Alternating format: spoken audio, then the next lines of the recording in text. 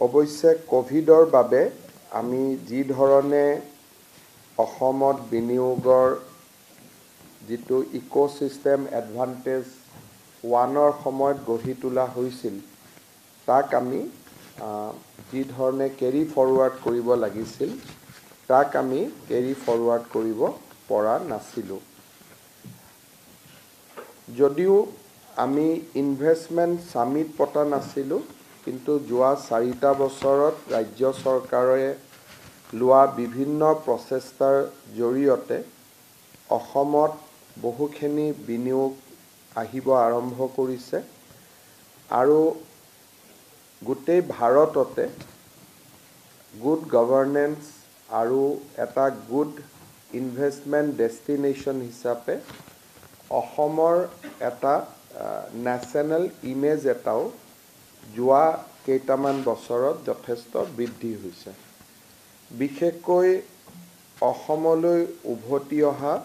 শান্তিৰ পৰিৱেশেও আৰু তাৰ লগত এটা আন্দোলন বিবৰ্জিত পৰিৱেশেও অসমৰ প্ৰতি ইনভেষ্টৰসকলৰ ধাউতি যথেষ্টখিনি বৃদ্ধি কৰিছে এই গোটেইবোৰ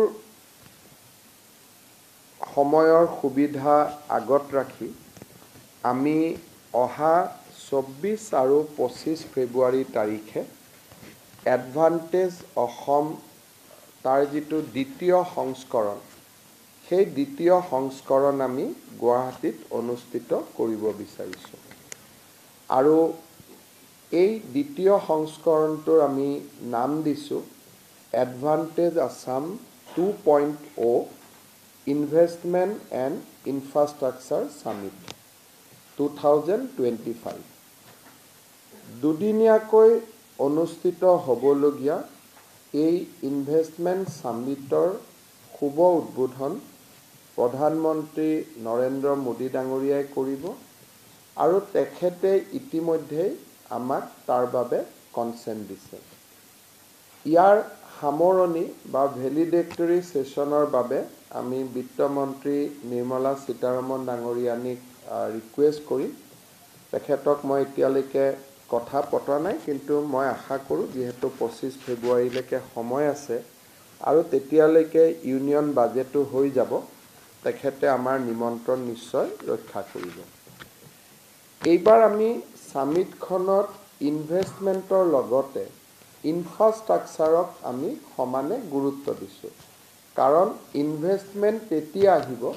যেতিয়া ৰাজ্যৰ ইনফ্ৰাষ্ট্ৰাকচাৰ বাঢ়িব আৰু সেই কাৰণে এইবাৰ আমাৰ ইনভেষ্টমেণ্ট আৰু ইনফ্ৰাষ্ট্ৰাকচাৰ সামিটত আমি ইনফ্ৰাষ্ট্ৰাকচাৰ সেশন কেইবাটাও পাতিব খুজিছোঁ এটা সেশন আমাৰ পথ পৰিবহণ ব্যৱস্থাৰ ওপৰত হ'ব যাক আমি উদ্বোধন কৰিবৰ কাৰণে গাডকাৰী ডাঙৰীয়াক নিমন্ত্ৰণ জনাম এটা ৰেলৱে ইনফ্ৰাষ্ট্ৰাকচাৰৰ ওপৰত হ'ব যাক আমি উদ্বোধনৰ বাবে অশ্বিনী বৈষ্ণৱ ডাঙৰীয়াক নিমন্ত্ৰণ কৰিম এটা এগ্ৰিকালচাৰ ইনফ্ৰাষ্ট্ৰাকচাৰৰ ওপৰত হ'ব কোল্ড ষ্টৰেজকে আদি কৰি তাৰ বাবে আমি কেন্দ্ৰীয় মন্ত্ৰী শিৱৰাজ সিং চৌহানক আমি আমন্ত্ৰণ জনাম আৰু ঠিক সেই ধৰণে এটা সিভিল এভিয়েশ্যনৰ ওপৰত তাৰ কাৰণে আমি সিভিল এভিয়েশ্যনৰ কেন্দ্ৰীয় মন্ত্ৰী ডাঙৰীয়া আমি নিমন্ত্ৰণ কৰিম আৰু এটা হৈছে ইণ্ডাষ্ট্ৰিয়েল ইনভেষ্টমেণ্ট বিভিন্ন ইণ্ডাষ্ট্ৰিয়েল পাৰ্কছ আদি অসমত আমি কেনেকৈ এক্সপাণ্ড কৰিব পাৰোঁ এইকেইটাৰ উপৰিও অসমৰ হাইড্ৰ'কাৰ্বন ই এটা পুৰণা আমাৰ ছেক্টৰ য'ত অসমৰ যথেষ্ট অৱদান আছে এটা সেশন আমাৰ হাইড্ৰ'কাৰ্বন ইণ্ডাষ্ট্ৰিৰ ওপৰত হ'ব আৰু এই ধৰণে এইবাৰ আমি ইনভেষ্টমেণ্ট আৰু ইনফ্ৰাষ্ট্ৰাকচাৰ দুইটাকে সন্নিবিষ্ট কৰি এডভান্টেজ আসাম দ্বিতীয় সংস্কৰণখন আমি পাতিবলৈ সিদ্ধান্ত গ্ৰহণ কৰিছোঁ অসমৰ বাবে বিশেষকৈ আমাৰ যেতিয়াৰ পৰা ৰাজ্যত সেমিকণ্ডাক্টৰ ইণ্ডাষ্ট্ৰি প্ৰতিষ্ঠা হোৱাৰ কথা আগবাঢ়িলে তেতিয়াৰ পৰাই ৰাজ্যখনক লৈ বহুতো উদ্যোগ প্ৰতিষ্ঠানে বিভিন্ন ধৰণে বিভিন্ন অনুসন্ধান কৰি আহিছে আৰু তাৰ লগতে ভাৰত চৰকাৰৰো অহা 3টা বছৰত যিমানবিলাক অসমত ইনভেষ্টমেণ্ট কৰাৰ সম্ভাৱনা আছে বা আমি প্ৰচেষ্টা কৰিলে ইনভেষ্টমেণ্ট হ'ব, তাৰো আমি সম্ভাৱনা আমি কি ধৰণে আমি তাক খৰতকীয়া বা তাক আমি ধৰাতলত আনিব পাৰোঁ, তাৰ বাবে আমি প্ৰচেষ্টা কৰিম। এই ইনভেষ্টমেণ্ট সামিটৰ সময়তে যেহেতু দেশ আৰু বিদেশৰ ইনভেষ্টৰসকল আহিব, সেই সময়ছোৱাতে আমি বহুদিনে আমি আলোচনা কৰি থকা আমাৰ চাহ বাগিচাৰ ঝুমুৰ নৃত্যৰ যিটো সাৰ্বজনিক প্ৰদৰ্শন, সেইটো আমি 24 ফেব্ৰুৱাৰী অথবা 25 ফেব্ৰুৱাৰীত আমি অনুষ্ঠিত কৰিম। অসমৰ 800খন চাহ বাগিচাৰ পৰা 32 গৰাকীকৈ ছোৱালী আৰু সেই অনুপাতে পুৰুষ সৰ্বমুঠ 7,500 নাচনী আৰু কলা কুশলীয়ে এই সাৰ্বজনীন ঝুমুৰ নৃত্যত অংশগ্ৰহণ কৰিব। আৰু ইয়াৰ বাবে আমি ডিটেইল গাইডলাইন বনাইছোঁ, master trainer workshop, LAC level workshop, district level performance, তাৰপিছত তেওঁলোক গুৱাহাটীলৈ অহা, তেওঁলোকৰ ৰিহাৰ্চেল, আৰু ফাইনেলি 24 অথবা 25 তাৰিখে সেই ইনভেষ্টৰসকলে যাতে অসমৰ বাৰে ৰহণীয়া সংস্কৃতিৰ এটা ঝলক বা আমাৰ চাহ বাগিচাৰ গোটেই ঝুমুৰ নৃত্যৰ বিষয়ে দেখা পায়, সেইবাবে আমি এই ইনভেষ্টৰ সামিটৰ লগতে ৰজিতা খুৱাই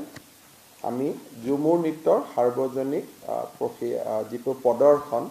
তাকো আমি কৰিবৰ বাবে সিদ্ধান্ত লৈছোঁ। তৃতীয়তে, ইনভেষ্টমেণ্ট সামিট এইবাৰ আমি বহুত ব্যয়বহুল কৰিব খোজা নাই। আমাৰ চৰকাৰৰ 3টা প্ৰতিনিধি দল 3টা ছেগমেণ্টত 3খন বিদেশী ৰাষ্ট্ৰলৈকে, ছিংগাপুৰ আৰু জাপানলৈকে এটা প্ৰতিনিধি দল, এটা প্ৰতিনিধি দল আমেৰিকা, এটা প্ৰতিনিধি দল ইউনাইটেড কিংডম, আৰু ইয়াৰ যিকোনো এটা প্ৰতিনিধি দলে যাওঁতে ডুবাই। অৰ্থাৎ আমি বহুত বেছি 16-20খন দেশত আমি যাব খোজা নাই, যাতে অলপ গোটেই ব্যৱস্থাটো সংকুচিত হ'ব পাৰে। সেইকাৰণে আমি এটা প্ৰতিনিধি দল ছিংগাপুৰ, জাপান, এটা প্ৰতিনিধি দল আমেৰিকা যুক্তৰাষ্ট্ৰ, এটা প্ৰতিনিধি দল ইউনাইটেড কিংডম, আৰু ইয়াৰ যিকোনো এটা প্ৰতিনিধি দলে ডুবাইত অন দ্য ৱে আমাৰ ৰোড শ্ব' তেওঁলোকে কৰিব। আৰু দেশৰ আমি গোটেইকেইখন মেট্ৰপলিটে, বিশেষকৈ মুম্বাই, নতুন দিল্লী, হায়দৰাবাদ, বেংগলোৰ, চেন্নাই, আহমেদাবাদ আৰু কলকাতা, এই 6খন জাগাত আমি অসমৰ ইনভেষ্টমেণ্ট সামিটৰ ওপৰত আমি 6খন ৰোড শ্ব' কৰিম, যাতে লিমিটেড হয় আৰু থিম অৰিয়েণ্টেড হয়। আৰু ইয়াৰ লগতে যিহেতু আমি ইনফ্ৰাষ্ট্ৰাকচাৰৰ কথা আলোচনা কৰিছোঁ, ইয়াৰ মাজতে আমি ভূটানলৈকেও যাম, কাৰণ আমি কেইবাটাও টেকনিকেল ৱৰ্কশ্বপত আমি দেখা পাইছোঁ যে ভূটানৰ পৰা নামি অহা পানীক আমি অসমৰ জলসিঞ্চন আৰু জল যোগান, এই 2টা কামত আমি খুব ধুনীয়াকৈ ব্যৱহাৰ কৰিব পাৰোঁ। ওদালগুৰি জিলাৰ বহুকেইটা স্থানত আমি ভূটানৰ পৰা নামি অহা পানীৰে জল জীৱন মিছন আঁচনি আমি কৰিব পাৰিছোঁ। ইয়াৰ পিছত আমি ইয়াক টেকনিকেলি এছেছ কৰোঁতে আমি দেখা পাইছোঁ যে ভূটানৰ পৰা নামি অহা পানীক আমি যদি জলসিঞ্চনৰ কামত ব্যৱহাৰ কৰিব পাৰোঁ, তেতিয়াহ'লে বছৰটোৰ আটাইকেইটা মাহতে নামনি অসম আৰু বিশেষকৈ বিটিআৰ অঞ্চলৰ খেতিপথাৰসমূহত পানী আমি 365 দিনে আমি ৰাখিব পাৰিম। আমাৰ জান জুৰিসমূহ শুকাই যায় যদিও ভূটানৰ জান-জুৰিসমূহ শুকাই নাযায়। সেইকাৰণে ভূটানৰ পৰা ইয়াত কিবা বিনিয়োগ আহিব তাক আশা কৰি নহয়, কিন্তু ভূটানৰ প্ৰাকৃতিক সম্পদক অযথা এনেই অসমলৈকে অহাৰ পৰিৱৰ্তে বা পানী এনে আহিলে আমাক ইয়াত বানপানী কৰিলে তাৰ পৰিৱৰ্তে আমি ইয়াক গঠনমূলক কামত ব্যৱহাৰ কৰিব পাৰোঁ নেকি, তাৰ বিষয়েও ইনভেষ্টমেণ্ট সামিটৰ ৰজিতা খুৱাই আমাৰ এটা প্ৰতিনিধি দল ভূটানতো যাব আৰু ভূটান চৰকাৰৰ লগতো আলাপ আলোচনা কৰিব। সেইবাবে আমাৰ কাৰণে ফেব্ৰুৱাৰী মাহ যথেষ্ট এক্সাইটিং হ'ব আৰু আমি ফেব্ৰুৱাৰী মাহৰ আগতেই বিশেষকৈ ফেব্ৰুৱাৰী 12 বা 13 তাৰিখৰ ভিতৰত আমি পঞ্চায়ত নিৰ্বাচনো আমি সামৰণি মাৰিব খুজিছোঁ, যাতে জানুৱাৰী মাহত আমি পঞ্চায়ত ইলেকশ্যনৰ নটিফিকেশ্যন দিব পাৰোঁ আৰু ফেব্ৰুৱাৰী 10 তাৰিখৰ আগতে আমি পঞ্চায়ত ইলেকশ্যন আমি সামৰণি মাৰিব পাৰোঁ। ইয়াৰ মাজতে ফেব্ৰুৱাৰীত অসম বিধানসভাৰ অধিৱেশনো হ'ব। এইবাৰ অসম চৰকাৰৰ আমি এটা সিদ্ধান্ত লৈছোঁ যে এইবাৰ বিধানসভাৰ যিখন বাজেট অধিৱেশন তাৰ এটা সেশন বা এদিন আমি কোকৰাঝাৰত কৰিব পাৰোঁ নেকি, কিন্তু তাত ৰাতি নাথাকি ৰাতিপুৱা গৈ গধূলি গুচি অহা, যাতে বহুত বেছি খা খৰচ কৰিব নালাগে, এটা মিতব্যয়িতাৰ মাজেৰে আমি কৰিব পাৰোঁ নেকি, যে আমাৰ বিত্তমন্ত্ৰীৰ বাজেটখন আমি কোকৰাঝাৰত কৰিব পাৰোঁ নেকি। যিহেতু দিনটো বছৰটোৰ প্ৰথম সেশন হ'লে আমাৰ বাজেট পঢ়াৰ আগতে গভৰ্ণৰ এড্ৰেছ হয়, কিন্তু যদি এপ্ৰিলত সেশন নহয় ফেব্ৰুৱাৰীত হয় তেতিয়াহ'লে সেইটো ফাৰ্ষ্ট সেশন বছৰৰ প্ৰথম সেশন বুলি ধৰা নাযায়। তেনেকুৱা ক্ষেত্ৰত ৰাজ্যপালৰ অভিভাষণ বা বিত্তমন্ত্ৰীৰ বাজেট কোনোবা এটা বিশেষ ব্যৱস্থা এইবাৰ আমি কোকৰাঝাৰত কৰি যাতে দিনটো কৰি পেলাই আমি গধূলি কোকৰাঝাৰৰ পৰা উভতি আহিব পাৰোঁ, ৰাতি থকা মিলা বৃহৎ ব্যৱস্থা কৰিব নালাগে, কিন্তু কোকৰাঝাৰত এটা ছিগনিফিকেণ্ট কাম এটা যাতে কৰিব পাৰি, হয় ৰাজ্যপালৰ অভিভাষণ নহ'লে বিত্তমন্ত্ৰীৰ বাজেট বক্তৃতা,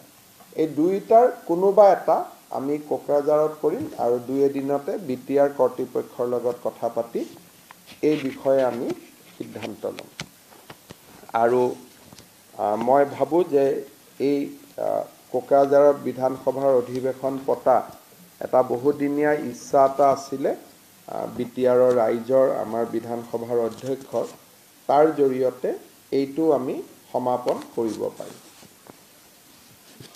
শেষত আমাৰ অসমত 5টা সমষ্টিৰ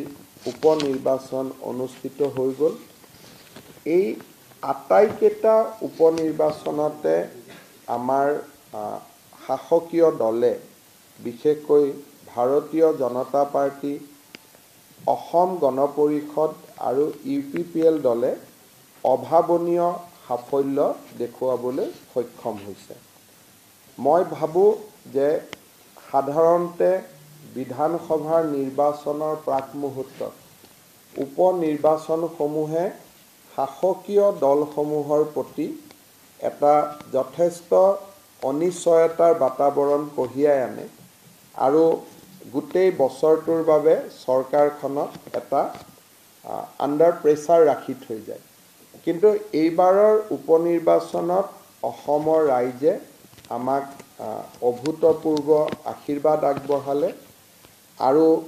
বিশেষকৈ 4টা সমষ্টি বিধায়কসকল আমাৰ লগত আগতে আছিলে, সাংসদ হোৱাৰ বাবে নিৰ্বাচন অনুষ্ঠিত হ'ল, কিন্তু 5টো সমষ্টিও 25 বছৰৰ পিছত কংগ্ৰেছ দলৰ হাতৰ পৰা আমি লৈ আহিবলৈ সক্ষম হৈছিলোঁ আৰু তাৰ বাবে এই সুযোগতে গোটেইকেইটা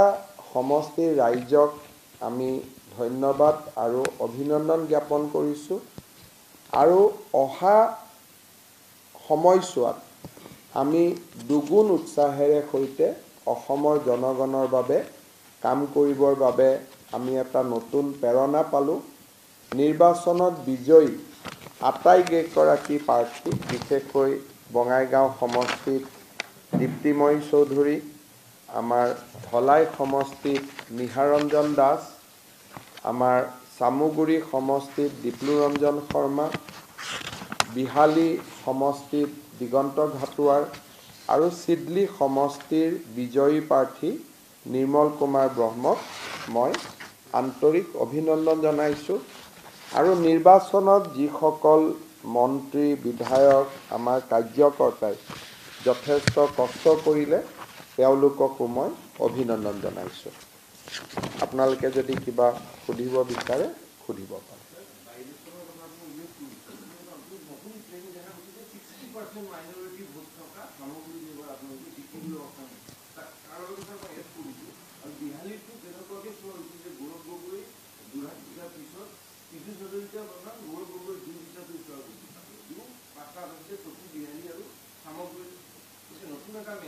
চক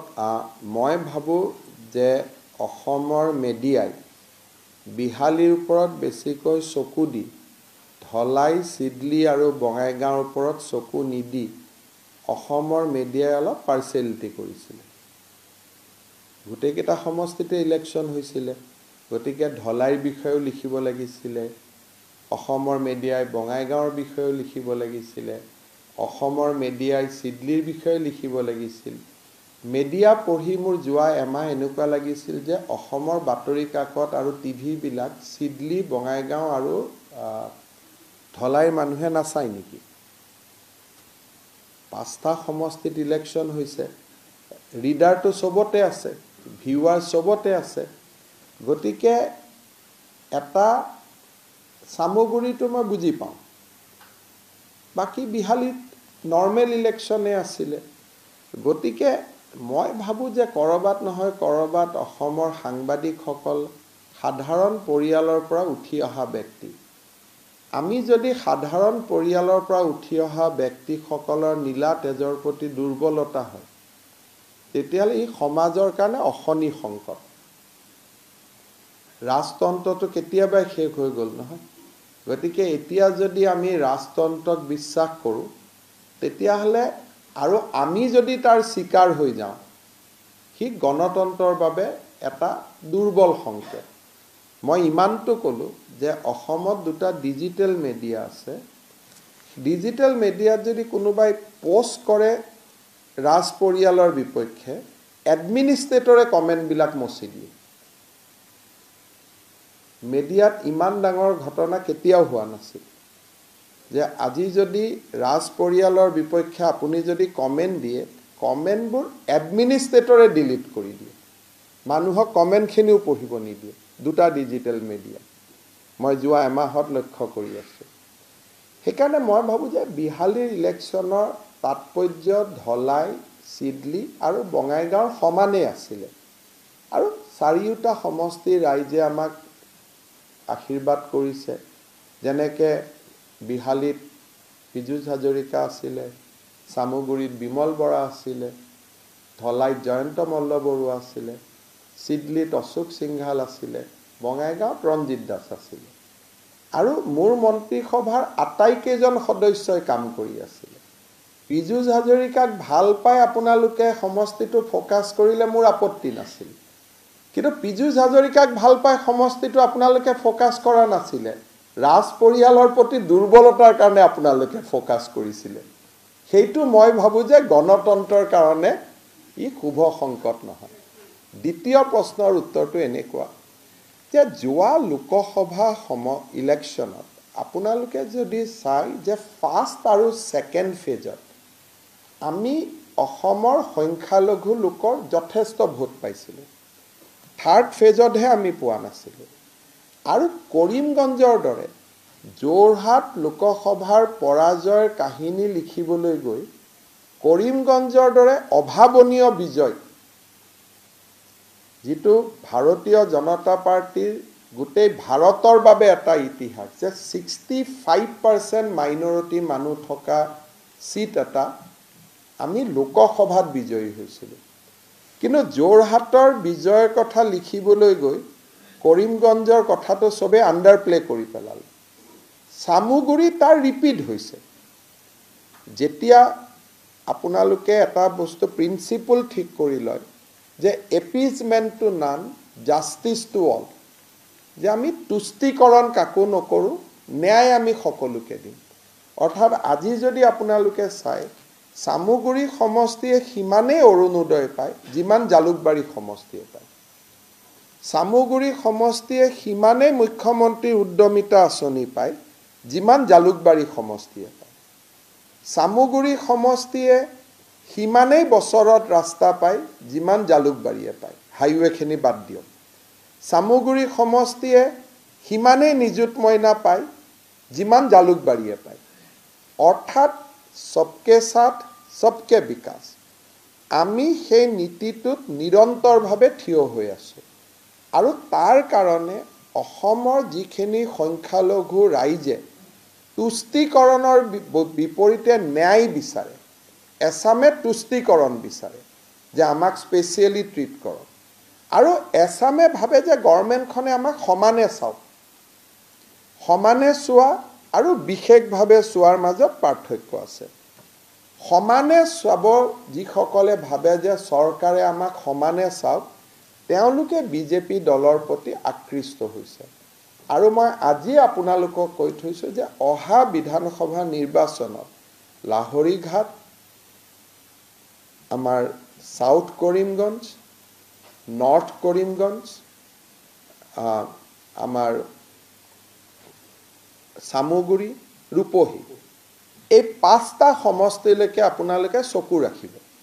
এই পাঁচটা সমষ্টিতে সংখ্যালঘু ভোট যথেষ্ট বেছি মই বিজেপি জিকিব হাৰিব নকওঁ কিন্তু বিজেপিয়ে গোটেইকেইটা সমষ্টিতে তীব্ৰ প্ৰতিদ্বন্দ্বিতা দিব দ্বিতীয়তে পেপাৰৰ বা সাংবাদিকসকলৰ বা অভিজ্ঞ ৰাইজৰ এটা যি ভুল ধাৰণা আছিল যে বদৰুদ্দিন আজমল থাকিলে বিজেপিৰ সুবিধা হয় মই ভাবো যে বদৰুদ্দিন আজমল নোহোৱা হলে বিজেপিৰ বেছি ভাল হ'ব কাৰণ তেতিয়া নেশ্যনেলিষ্ট যিখিনি মানুহ আছে এক্ৰছ দা বৰ্ড যোনে এপিজমেন্ট নিবিচাৰে তুষ্টিকৰণ নিবিচাৰে তেওঁলোকৰ ভোটবিলাক আমি পোৱা আৰম্ভ কৰিম আৰু এন্টি কংগ্ৰেছ ভোটবিলাক ডিভিজন নহব সেইকাৰণে পোষ্ট ইউডিএফ আজি যদি ইউডিএফ সামগ্ৰী থাকিলেহেঁতেন আমি নিজিকিলোহেঁতেন আমি পোৱা ভোটখিনি ইউডিএফে লৈ গ'লহেঁতেন গতিকে ইউডিএফৰ অৱৰ্তমানত ভাৰতীয় জনতা পাৰ্টিৰ পলিটিক্সৰ কাৰণে আমি আমাৰ লক্ষ্য আৰু আদৰ্শ কম্প্ৰমাইজ নোকোৱাকৈ আমি কাম কৰিব পাৰিছো লোকসভাত কৰিমগঞ্জ বিধানসভাৰ উপনিৰ্বাচনত সামুগুৰি এই দুইটা এটা বৃহৎ ৰাজনৈতিক সফলতা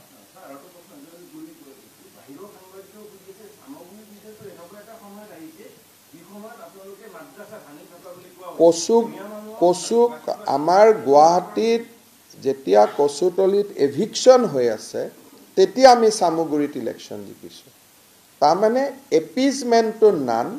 জাস্টিস টু অল একেটা সময়তে কিন্তু সামুগুৰিৰ ছোৱালীয়ে নিযুত মইনাও পাইছে আমি যেনেকৈ নিযুত মইনা পাইছো তেওঁলোকেও নিযুত মইনা পাইছে অৰ্থাৎ চৰকাৰখনে সকলোকে যে সমানে চাই আৰু তুষ্টিকৰণ নকৰে সেনেকুৱা এটা পৰিৱেশতো আমি সামুগুৰি জিকিছো আৰু যোৱা বছৰো যদি আপোনাৰ